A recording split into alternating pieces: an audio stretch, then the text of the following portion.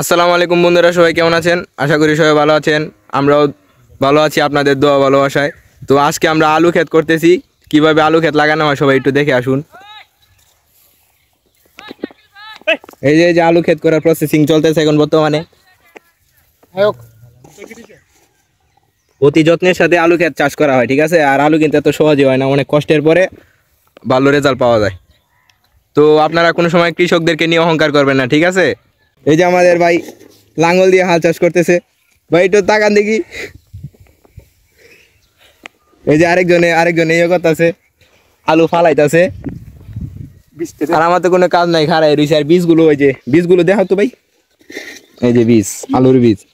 আর এই যে রয়েছে, আর এই রয়েছে আমার বাবা খেতে কাজ করতেছে, আর অনেক কষ্ট করে ভিডিও বানাই। ভাই একটু লাইক কমেন্ট শেয়ার আর সাপোর্ট করবেন বেশি বেশি, ঠিক আছে?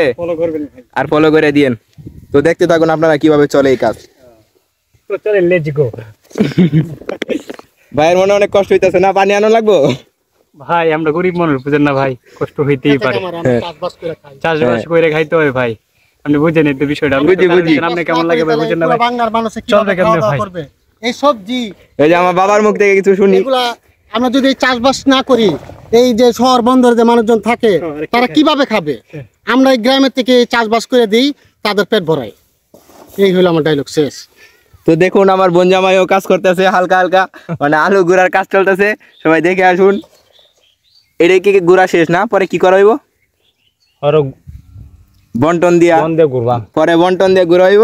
তারপরে কয়েকদিন পরে বন্টন দিয়ে গুঁড়ার পরে 5 থেকে 6 মাস পরে আবার আলু তোলার কাজ শুরু হইব, ঠিক আছে? পরে আবার একটা ভিডিও করে সাইলে আপনাদেরকে দেখামু যে আলুর সাইজ কত হয়। বাদে আমরা আমার বিয়ে আছে, আমার আদম ছেলেটার শাশুড়ি আছে, ওদেরকে নিয়ে আমরা সবাই মিলে আলু তোলা কাজ শুরু করি। আরেকজন আলু ডাইলে দিতেছে।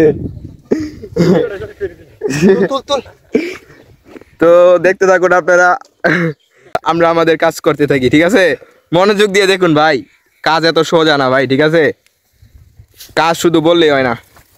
একটা লাইক করলে মনে হয় যদি যে আপনারা ধন সম্পদ দিয়ে দিয়েছেন ভাই, তাহলে লাইক করার দরকার নেই।